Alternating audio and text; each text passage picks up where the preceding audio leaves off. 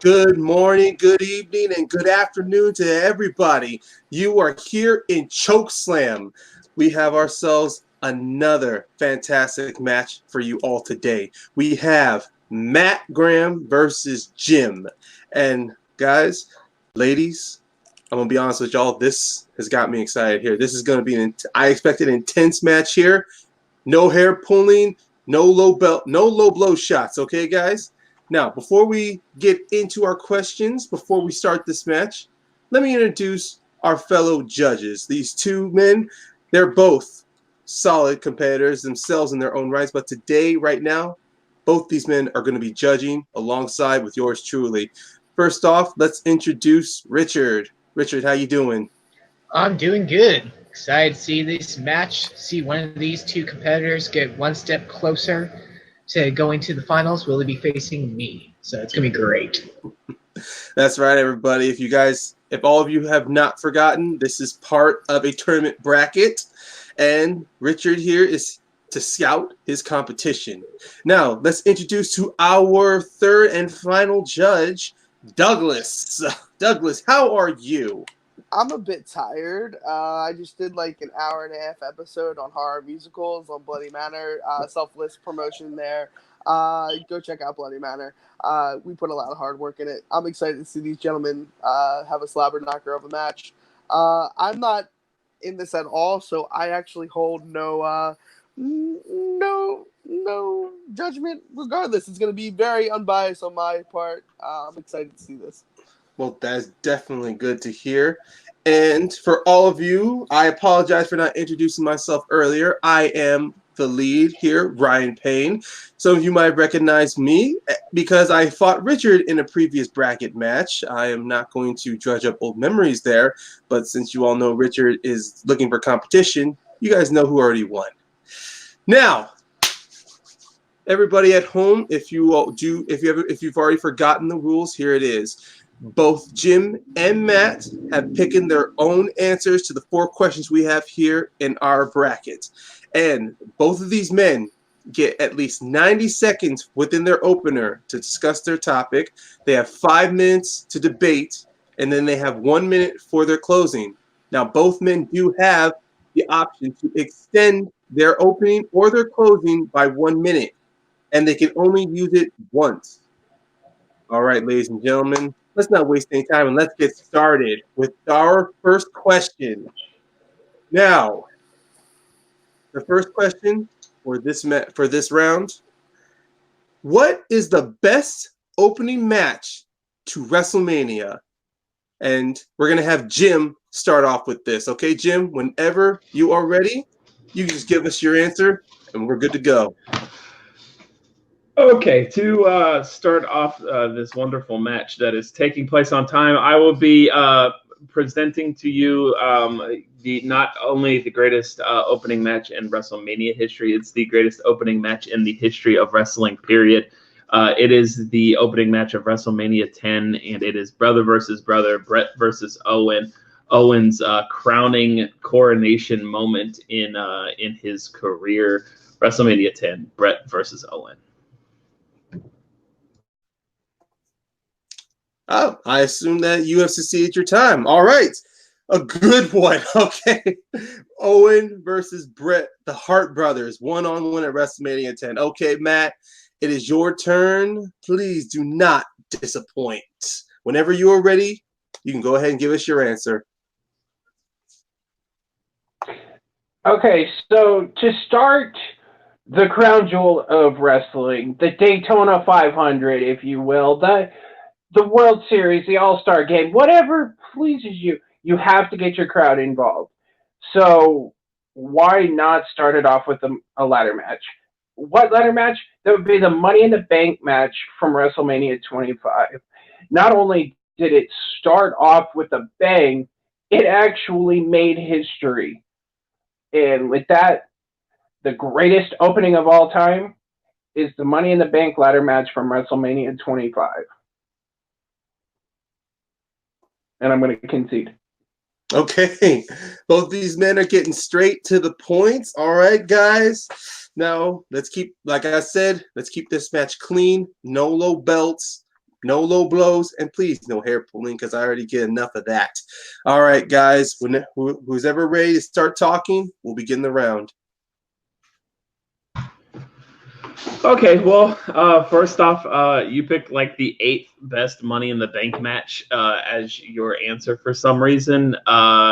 Yeah, this match is like the most flat Money in the Bank match there was, and I think you just picked a Spot Fest opening match because it's a Spot Fest.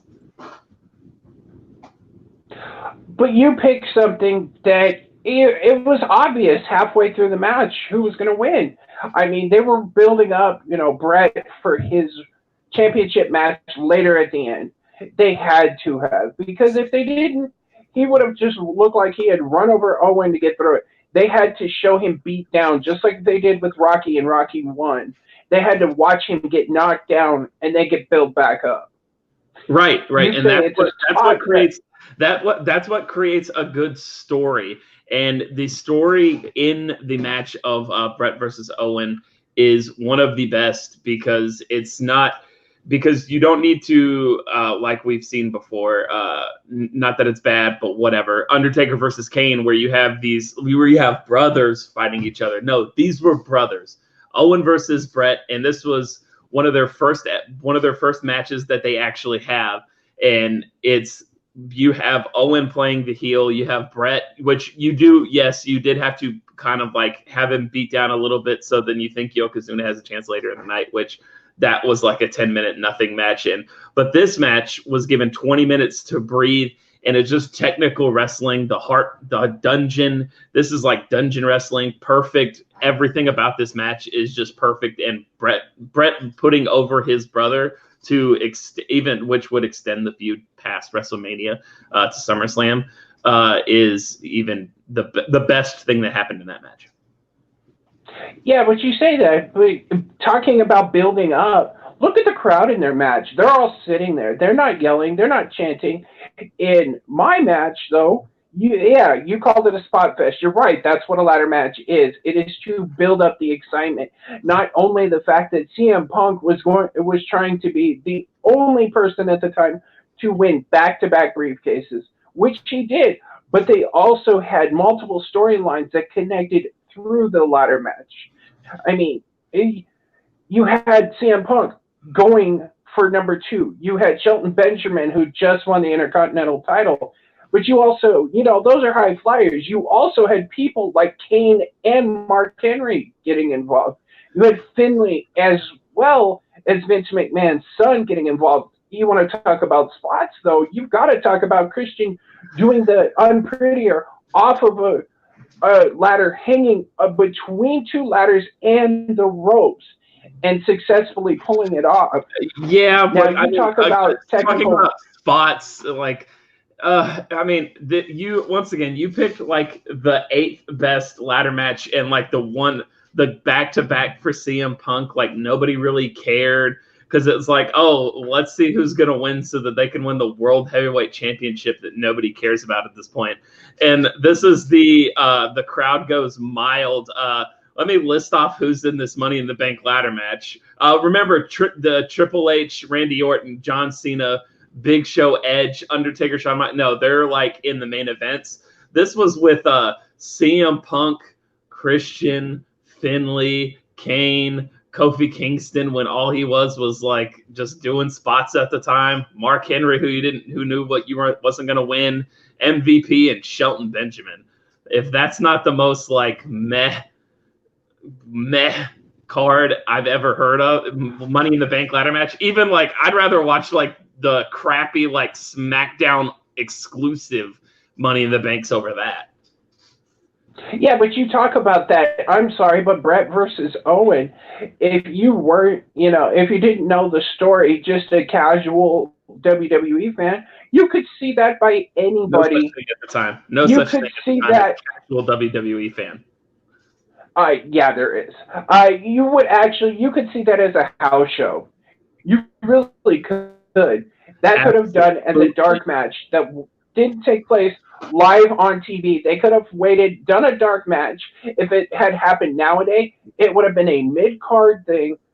as well as maybe even put just on social media, just like they did with the Fiend and the B Team this week. They were trying to build a story around them, yes, but you had the heel actually come out and win. Most times when it comes to that, the face wins. Time, guys, time. Apologies, I didn't give you that minute warning. I was taking notes, but I'm going to be more attentive. But yeah, that was time. Okay, we are going to get into our closing. And since Jim kicked off in the opening, Matt, you will kick off the closing. Now remember, you only have 60 seconds. So whenever you're ready. Let's make that 2 minutes. You want to use your extend on this one? I do. All right, we're going to make it 2 minutes then. All right, Matt. Whenever you're ready, go for it. When you talk about opening matches, you've got to get the crowd involved. At the time, CM Punk was the hottest thing in WWE. If you watch when his music hits and he pops out, the Pepsi logos were everywhere. You talk about it being a spot fest. Well, of course it was. It's a ladder match. It's continuing stories that had happened at previous. You had just had Shelton Benjamin win the Intercontinental title, and that feud was going on amidst this. You had Kofi Kingston, who to this day is still one of the highest flyers. You actually watch his body bounce off the ground. You have Shelton Benjamin, who climbs the tallest ladder that is it's not even in the ring. It's outside the ring. You watch him climb to the top. Everybody turns around, and he does a front flip. And they measured it out to 26 feet in the air and took out everybody. You say that there were nobodies in there? MVP at the time had just come off of winning the WWE Championship at a time. Edge and Christian in the Attitude Era when this happened were the biggest things out there. The tag team, they were the shit. Everybody knew who they were. You talk about there was nobodies. You've got to go back to what I said about Brett and Owen. Yes, they were the faces of the company, but you could have seen that match anywhere. You could have seen it as a dark match. At the time, it could have been a Raw match, but no. And halfway through it, you could tell that the crowd is actually getting bored. They don't cheer, they don't chant, they all sit in their seat. And about 1/3 of the way through, it was a 20-minute match. So about the 5-minute mark, you can tell Owen's going to win because they keep discussing Brett in the next match. They weren't even comparing him to what was going on at the time. They were building up the WWE Championship, which was the highlight of the Wrestlemania. Time. All right, Matt. Good one here. All right. Now we're going to go to you, Jim, for your closing. 2 minutes. You want to use your extender. Okay. Yep. All right. This is surprising. Both men using their 1 minute extension in the first round. All right. Whenever you are ready. So when you want to talk about the best opening match, you also have to look at what else was on the card that kind of like would take away the luster of that opening match. With WrestleMania 10, the event was centered around 4 people: Owen, Brett, Razor Ramon, and Shawn Michaels. Razor Ramon and Shawn Michaels had the ladder match, which everyone knows and loves. That's great. Which, not taken away from that, but Owen and Brett topped that match. Not even that fantastic, amazing ladder match between Razor Ramon and Shawn Michaels could top Shawn and Brett and Owen. I'm sorry. But on WrestleMania 25, you have the mid-card in the bank ladder match with all of those mid-carders. And then you have Matt versus Jeff in a better match which was an Extreme Rules match, which has better spots in it. And then you have the Undertaker and Shawn Michaels. That is arguably one of the best WrestleMania matches of all time. And then you have the John Cena and Big Show and Edge triple threat and Triple H versus Randy Orton in that main event. And again, like, we had Edge and Christian. Christian, it was part of Edge and Christian. He's in the Money in the Bank ladder match, so that makes it better. Right, that's right. Edge is in the championship match with John Cena and the Big Show because he was the star. So you had a bunch of mid-level guys that's a nothing match on that card. That was just amazing. Whereas WrestleMania 10, you think Owen, Brett, and then also that ladder match. Rest of my time. Okay. All right. This is definitely a tough decision here. Two very good matches. You know what? Let's go. Yeah. I'm still mulling over for a minute here, so I'm going to kick it over to Richard. Richard, who do you think who's going to get your point in this round? This was really hard. Both competitors really brought their game. I'm going to give the slight edge to Jim for my point. Jim brought up the fact of Matt's, like, though it's a Money in the Bank, it did have a bunch of mid-carders, like Kane, MVP, Kofi at the time, so it was kind of clear who was going to win that match. Whereas Jim's, Bret and Owen Hart, they were real brothers. There was real stakes. He mentioned a good story, the feud, and what it took, though the main event did not turn out to what it was. This did bring up it's the best opening match, and I would say the story, the match itself. So I'm giving my point to Jim. Okay, Jim gets Richard's point. I'm gonna be honest, after going through my notes, and this is a close one here, and I'm going to have to give my edge to Matt. I do agree with Jim. One thing I really like with Jim is that, Brett and Owen, they had a better story throughout there, and there was definitely more going into it. It was definitely a great technical match between both of these men. And the fact that you said, this is Brett putting Owen over. But Matt, when in your closing, Jim, I think what knocked you down a bit, you were talking about the other matches on the card of WrestleMania 25. And while it was meant to take a peg at the participants in charge, the fact that these men had to open a match with this card, I think to me it made Matt's argument much stronger. So I will give Matt the point. And unfortunately, we are going to go to Doug for our tiebreaker. Sorry to put you in this position, man, but... No, it's all good. Can you do me a favor and read that question again? Yeah, the question is, best opening match to WrestleMania. Okay. Going off of what the arguments were between Jim and Matt, I heard more of why this was the best match to open WrestleMania. Giving the story, giving the competitors, giving everything. I think Jim dinged Matt a little harder when it came down to stating, I'm in the same boat as Richard, when it comes down to stating yours was very mid-tier wrestlers. You had, why am I blanking on his name? Sorry, Matt, I'm not trying to blank. CM Punk, there you go. You had CM Punk, who did draw a lot of names, but the other ones kind of really didn't. They were a lot of mid-tier. It might have been a little bit of action, but it's not exactly what you want to open your WrestleMania with. When you want to open your WrestleMania, you want to give people story. You want to give people something that they've been following and give a payoff. And this gave a payoff. So my point goes to Jim.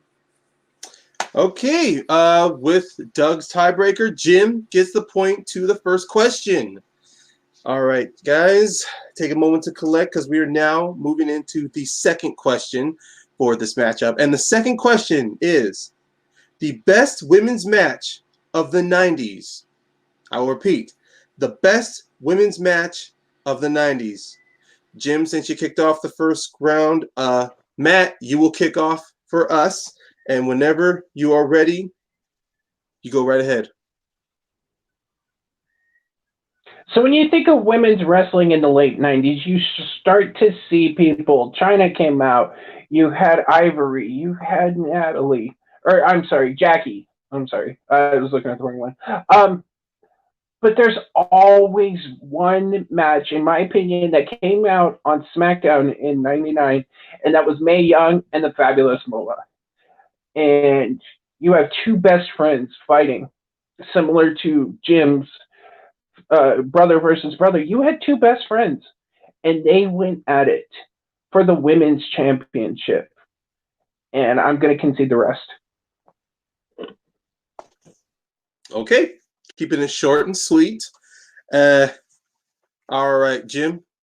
Whenever it's your turn now. Whenever you are ready, you go right ahead. In the early, he's going to go late 90s. I'll go early 94. That's kind of early-ish. You had Alundra Blaze, who was kind of like the China before China, except when China was around, she was around like Trish, Lita, and Jackie, and Victoria, and all these other great women that could compete with her, where Alundra Blaze was around like Sunny and like nobody, you couldn't really take anybody seriously to actually go against Alundra Blaze. So that's when Vince McMahon pulled off one of the smarter things he ever did for Alundra and brought over Bull Nakano from Japan to face Alundra at SummerSlam in 1994. And that is the match that I will be presenting to you today. We have Bull Nakano versus Alundra Blaze at SummerSlam 1994. Gentlemen, whenever you are ready, we will start the debate.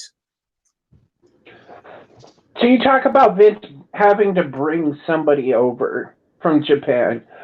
Yeah, because there wasn't anybody else there. Women's wrestling in the 90s were basically bikini-clad women. But when you look at Mae Young and the Fabulous Moolah, you have two elderly women. They're in their 70s when this match happened. You have two elderly women. You're right. Okay, keep going. You have them, and they are competing for the WWE Women's Championship because Moolah defeated Ivory several weeks before this, and they are best friends. And if you watch any of the vignettes from back then, they are cleaning house, let alone the fact that Moolah married Mark Henry. So to get your match, Vince had nothing else left. They gave birth to like a hand or something. So like, okay, it's like, I mean, I don't know what to say because it's weird that you're just like, I understand the story aspects of like Moolah and May were like awesome in like the 50s, and that they were great, but they were great for the like beginning of women's wrestling. But it's like you picked a match where it's just like two 70-year-olds like falling over each other, and it's like, what are you supposed to do with that? It's like what is it, like a 5-minute match of like you going, oh, okay, and it's on SmackDown. It doesn't even matter. And the fact that you're bringing up the fact that Moolah had beat like Ivory just shows you like what a joke the women's championship was at the time. Whereas at SummerSlam 94, I think it even builds up better that you had to bring over someone as like acclaimed in Japan as like this huge, like, it's almost like when you had to bring like in Rocky IV to where you had to bring over Drago because it's like, oh, well, Rocky's beating everyone else. So it's like, oh, let's just bring this dude over because we need somebody that can believably, like this foreign person that is huge and amazing in their own country. Now we're going to bring it to fight the champ that you just see running over everybody all the time, which was Alundra Blaze. She just was running over like Sunny, and like, you're right, it was bikini-clad women except for Alundra. She was the more like, kind of like the Charlotte, more modern type of, take her seriously as a wrestler person compared to the rest of whatever the women were at the time in WWE. Okay, so let's talk about your match a little bit. You know what? You're right. It was a good match. There was technicality between it, but nobody knew who she was. Like you said.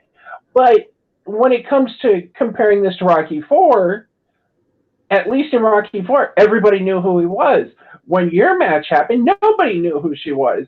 But when it comes to the spot, you can see that nowadays with Alexa Vega and Andrade, where the mouthpiece gets involved, and when the mouthpiece goes down, you know the match is over. So your hotshot competitor went down in a blaze of glory. So you're telling me that something that slightly started a story compared to something that continued a story. Yes, you're right. My match only took place for about 10 minutes before half the women's locker room came out and started a brawl. But when they broke everything up, the crowd was chanting for more between Mae Young and Fabulous Moolah. And what happened to your two wrestlers afterward? You have to keep in mind though that we have the Mae Young Classic. Guys. 1 minute. We still to this day have the Mae Young Classic because of her whole career. Oh, you're doing the classic Christopher Reeve, what she did for wrestling. That's not what we're talking about. We're talking about the match specifically that she was in on SmackDown. Like the most memorable parts of that is like the women rushing out and everything. And whereas in obviously in 1994, people, the casual fan, not like today, did not have access to be able to watch all Japan women's wrestling and whatever. But just the look of Bull, and when she came over, you could tell that she was going to be someone that needed to be that Alundra actually could have a challenge with. It's like it in NXT that they've done where Jushin Liger has come over to fight Tyler Breeze, and then Shinsuke came and debuted against Sami Zayn. It's when you bring them over for a new match, it's a big thing. Time. All right, guys, time. All right. I can be honest, there was a lot. This definitely was a mountain of a question to get over. And we're just going to move this into the closing round. And so, Jim, whenever you are ready, you can start the closing. Bull versus Alundra is a match that needed to take place, that not only gave you this like glimpse into this like the foreign of Japanese wrestling, but it also needed that it was also something that Alundra needed to be taken even more seriously as a champion, beating Bull Nakano, one of the most accomplished Japanese wrestlers. It doesn't matter if the crowd didn't know who she was immediately. Bull had this amazing look, and once they saw her go against Alundra, they not only saw the legitimization of Bull in their eyes, but also Alundra. Matthew's match is just two old ladies on a SmackDown, like in that clusterfuck of an attitude era, to where everyone just says everything was amazing in it because you had The Rock and Stone Cold just lighting up the main event. That was just May versus Moolah is just another clusterfuck match with run-ins from the Attitude Era. Right on time. All right, Jim. Oh, definitely went out swinging for the closing. Matt, whenever you're ready, whenever you start talking, time will begin. So yeah, May versus Moolah, he says, was a nothing squash match. Well, it actually didn't. What it did is it continued a story that started a couple of weeks before, where one of the elderly women that he's talking about in this bullshit Attitude Era won the championship. She didn't cheat to get it. She won it. This was a continuation of that story where two best friends went toe-to-toe. They actually did spots. They lifted each other. They didn't just hit each other like they did they actually fought. His match, on the other hand, to get the fans over, need to be able to actually know something. There was no hype for that match, except for the fact that the WWE champion was fighting. And what happened to her? She disappeared. After that match, there was basically nothing left. My match continues to this day to be seen as one of the top matches in the Attitude Era to continue storylines. Time. All right, guys. Be honest, this is definitely going to be difficult. Well, we all have opinions here, so I'm just going to kick off this one. Let's see. Both opponents did bring up good moments here. Man, be honest, but they're both of your matches were definitely in rough places within women's wrestling with the London Bull, May and Moolah. I guess didn't really hear much regarding. I think having to listen more into it. I'm actually going to go with Jim on this one, mainly because at the way he sets up how Alundra was champion at the time and how she was considered this titan, at least amongst whoever she fought, and the fact that Vince McMahon had to bring in an opponent not associated with the WWF at the time to fight her, definitely did help set up Alundra more as a female wrestler. I'm gonna give my point to Jim. Douglas, we're gonna move on to you. Who got your point?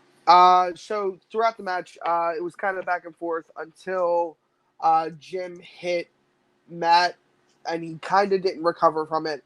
That the main focal point, the main exciting point of the match was when the other wrestlers came out. It was less about the two opponents in the ring. It was more about the overcrowding at the end of the match. Jim stated that match, his match, focused on the two that were at hand. And if you listen to the question, it's the best ladies wrestling match of the 90s. So with that said, I got to give my point to Jim. Okay. Jim gets both 2 points in this round. We're going to move on to the third question, and this is a do or die for Matt. He needs to get a point here. If not, Jim will win with a 3-0 knockout. And so, it's all on the line here. Third question for this match. The most brutal match with Mick Foley, or pretty much Mick Foley's most brutal match. But that's not how the question's written down. I'm judging each of you very, very harshly. Mick Foley is one of my favorite wrestlers, so choose correctly. Oh, trust me, you're not the only one who's going to be judging hard here, so you guys better bring all the barbed wire bats, the thumbtacks, tables, gasoline, footlit matches. Hell, we throw you off of a Hell in a Cell if you're not going to do this right. So, Jim, we're going to start off with you in this round. And I do a Mankind quote, but I'm thinking of Cactus Jack right now. So whenever you are ready, time will start for your opening argument.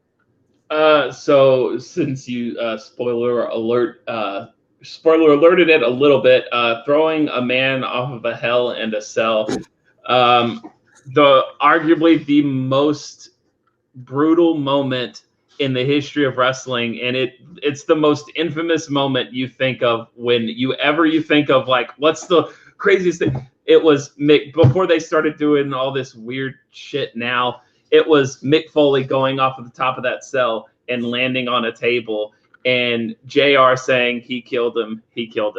I'm presenting today 1998 King of the Ring Hell in a Cell, The Undertaker versus Mankind. I assume you concede your time? Okay. All right. King of the Ring. I was doing nothing but Mick Foley references, but apparently I did spoil everybody on Jim's pick. That's my fault here. You can put me in handcuffs and smack a chair across my head as much as you want, Jim, after this is over. Matt, we are gonna go to you. And I'm gonna say, man, you got one hell of an obstacle in front of you. Are you ready to play? We'll find out. Whenever you start talking, time begins. So when you think of the multiple faces of Mick Foley, there's always one thing that comes to mind. Hardcore matches, death matches, you could almost say, because at the time that wasn't a coined term. Sure, the Hell in the Cell match is iconic. But guess what? That happens all the time. When you think of brutality, you think of blood, you think of gore, you think of violence.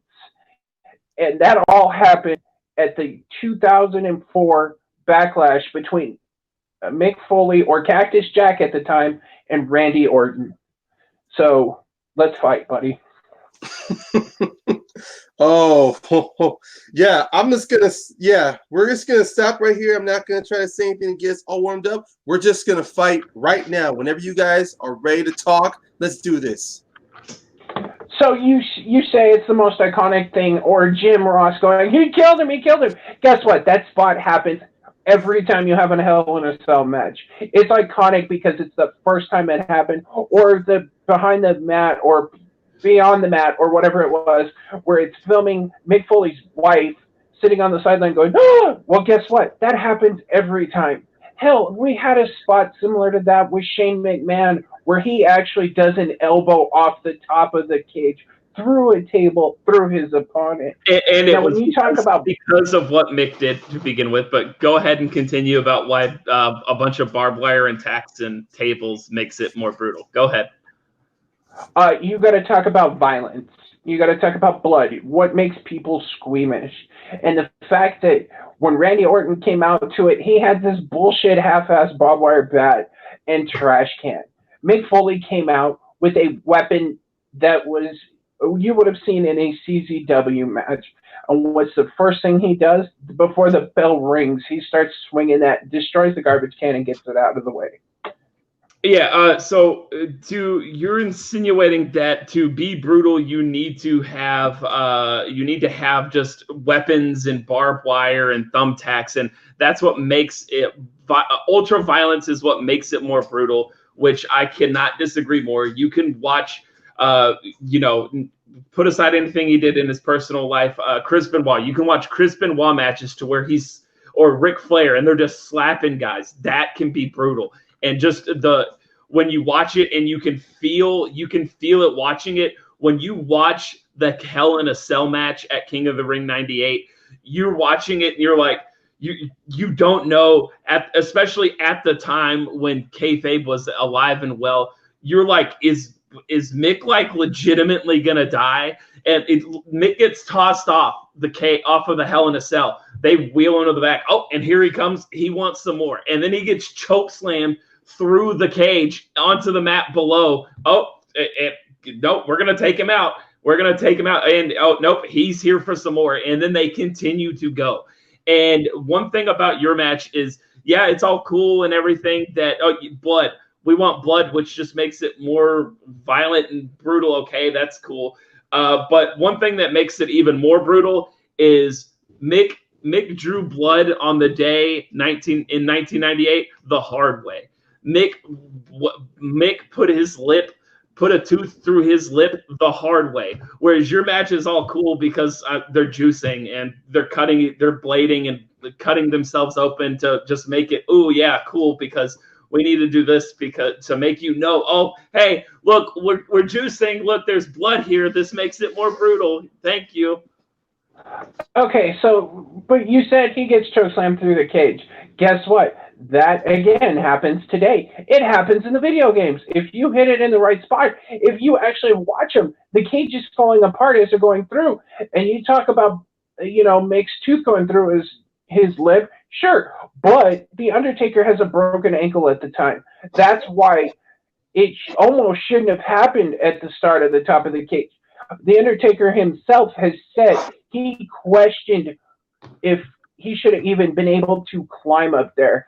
And if you watch the match, most of the time, brutal. But you look at mine.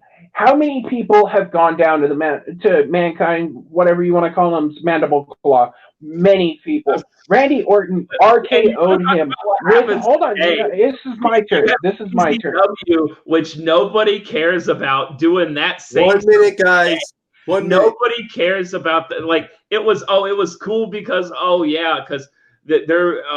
Mick Foley was doing it. Mick Foley and Terry Funk at the time, yes, they were like the innovators of it. And you're using the point of, everyone does that stuff now today. And yeah, but it's when they do it, nobody's just like, oh, here comes the tax and stuff. It's like, and you even brought up the point of when Shane McMahon jumped off the top of the Hell in the Cell in WrestleMania 32. I was in the building for that.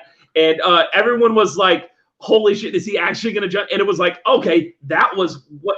But when he like takes a tombstone onto like, am I going to get to talk? Nobody cares.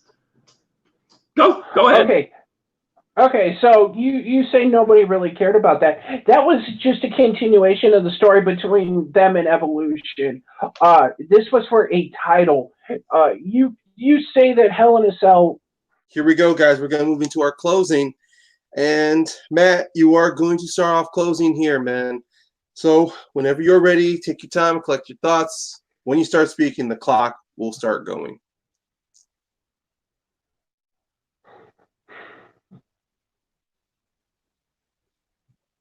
So when you think of brutal, you think about what the people are doing to their body. In that match, we had people being slammed through barbed wire boards.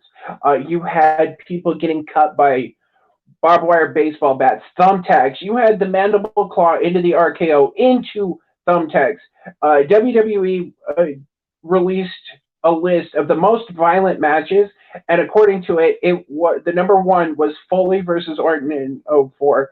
You talk about your match. The problem is that everything you brought up has been done better since then.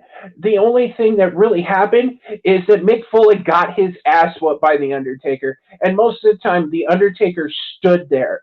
He didn't do a whole lot. And you're like, oh no, kayfabe wasn't known. Bullshit. Everybody knew who a heel and a face was. So we knew Mick Foley was going to get up and keep fighting. So in mine, he almost set the barbed wire bat on fire until Bishop stopped him. Time. Okay. All right, Matt, definitely going out swinging here. You were definitely knocking him down a couple of pegs. All right. Jim, we're moving on to you for the closing. Whenever you're ready, the clock will start. Okay, so Matt brings up the point of what the wrestlers are doing to their bodies. And again, he's substituting the word brutal for violence and taking spots on thumbtacks and barbed wire and everything. And watching that 2004 match, you're watching the match, you're going, okay, you understand that they're doing spots and that they've practiced this and that they've cut themselves and that it's performing. Whereas the brutality, the straight brutality of King of the Ring 1998 is it's like he said, oh, he throws Mick off the top and Undertaker's just standing there because you think there's no way Mick's getting up. And then he's saying, oh, well, because it's been done better, blah, blah, blah. That's not the point. It's the point of when you watched this match, how brutal was it? And then Mankind going through in the cage breaking, that's a spot that might be even worse than him getting tossed off because it's like, was that supposed to happen? Was he supposed to go through like that? That's what makes the match brutal. Time. All right. Okay, competitors, you guys did a good job. I do not envy myself or my fellow judges here. And, all right, Douglas, I'm going to be throwing this to you. You're going to have first blood on this one. Sweet. So, like these matches, blood's everywhere. No, I'm just playing. All right, I'm gonna ask one more time. Can I get the question, please? Okay. Well, the question, the way it was worded, the most brutal match with Mick Foley. And the way it was worded, yeah, the most brutal match with Mick Foley. All right. This is tough. They both made some really good arguments. I know during the debate round, Matt didn't get exactly what he wanted to say off his chest just because he, it's a debate round. You got to kind of force yourself in there. And it comes down to what your definition of brutal is and who sold the match that was the most brutal. Where Matt basically was stating that violence equals brutality. Jim also countered that with explanations of why brutality is more than just violence and, thumbtacks and everything like that. Because of that, I didn't hear much. The one ding that Matt tried to hit him, where if Jim didn't counter it, it would have stuck more efficiently, was that the Hell in the Cell was done more efficiently and better by later competitors. But, when you look down to it, the originator is always going to be the better because they started something with it. And with that, I have to go give my point to Jim. Sorry for the long explanation. No, it's no worries. I unfortunately have had run-ins with long conversations, and I'm trying to stop. Okay, we're gonna move on to Richard. This will be up to you. Well, I mean, right now we're heading to you, and who has your point? I mean, again, it's kind of what Doug says. Well, what it's depending on the individual's definition of brutal. You have a street fight, and you have a Hell in a Cell. Both competitors made really good points, threw it back, but the point that kind of stuck me into my decision was Jim bringing up the fact that Matt's competitors had to use blades for a lot of it to show more of the blood. Mm-hmm. And then he when Undertaker threw Mankind off and chokeslammed through the steel cage. And that's kind of where my focus is, because one kind of forced brutality was a planned forced brutality, and the other was actual hitting the table, hitting the mat. And my point is going to Jim, just because he had the better fight. He had the most to speak, and yeah, Matt didn't have much to talk, unfortunately, but this is a debate, and you kind of have to fight for your time as well. So my point is also going to Jim. But so, ladies and gentlemen, with that being said, your winner, 3-0 knockout, Jim. Ladies and gentlemen, I have to admit to you, I really wanted a barn burner, and this last question, let's just say these guys really were fighting for time here. But we're going to move on to our victor of the match, Jim. You have won, and you are definitely moving forward in Chokeslam. Oh man, let's get your thoughts. How are you feeling right now? Oh, you just that was a chokeslam. Yes, I noticed. I wasn't sure who you were chokeslamming, but how are you right now with this victory? I feel good because, on Wednesday when the Velveteen Dream defends his title against another fame seeker, stealer of his light, I'm victorious like the Velveteen Dream will be on Wednesday night. Matt came in kind of late to it, little peek behind the curtain, a lot of change around stuff. So Matt didn't have as much time to plan, and as I've had, where I've just been sitting on this thinking of my arguments for this for 2 months, whereas Matt just didn't have as much time in prep, which can help or hurt, but Matt was a good competitor. I look forward to playing whoever I play next in the tournament. Okay, definitely being humble, and yeah, having 2 months of prep time does definitely help you form a solid argument. Not sure of who you're going to be facing next in the bracket, but I definitely look forward to watching that match. And definitely can't wait to hear what else you have later in the future, Jim. Thank you. Oh, wait, I'm just getting word. You are actually going to be your next opponent, Jim, will be Nico. Nico. Now that great. It's gonna be fun. Do you want to say a few words to your future opponent, or do you just want to just stew in it? The one thing I will say to Nico is Savage Lands. Okay, that flies over my head, but I'm pretty sure Nico's going to get it. Now we are going to move to our second place finisher, Matt. I can definitely tell you look like Kane, like you're about to blow a gasket or you're going to set somebody on fire. Please don't let it be me. But let's get your hopefully humble opinions in this. After this, I mean, honestly, it feels rhetorical to ask how you're feeling, but come on, let's just get your thoughts. You know what? I expected to lose, maybe not 3-0, but like he said, he's had 2 months. I had 3 days to prep. I had 3 days. I got the message from Subrath on Tuesday, and he's like, here. And Jim had, like you said, 2 months. I'm not sour about that. You know what? It was fun. Maybe next time I'll get a little bit more chance to prep beforehand. But you know what? Wrestling debate, everything is subjective. You like who you like, you don't like what you don't like. It is what it is. You know what, Jim? Great match. Maybe one of these days we'll get paired up again and we'll go again. Oh, definitely some wise and humble words from Matt. And yeah, as to say, either if it's wrestling or if it's video games, if it's movies, or even if it's sports, we all are subjective towards who we like and how we choose to craft our arguments. But I definitely look forward to see what you have. Wait a minute. Somebody trying to reach out to us? Looks like someone from the ether is trying to reach out to us, but you know what? I think they may have to hold on. But Matt, I do look forward to seeing what other matches you might have. You may no longer be in the Hello, everybody. Okay, I guess that's who was trying to reach from the nether realm of the multiverse. And he's gone.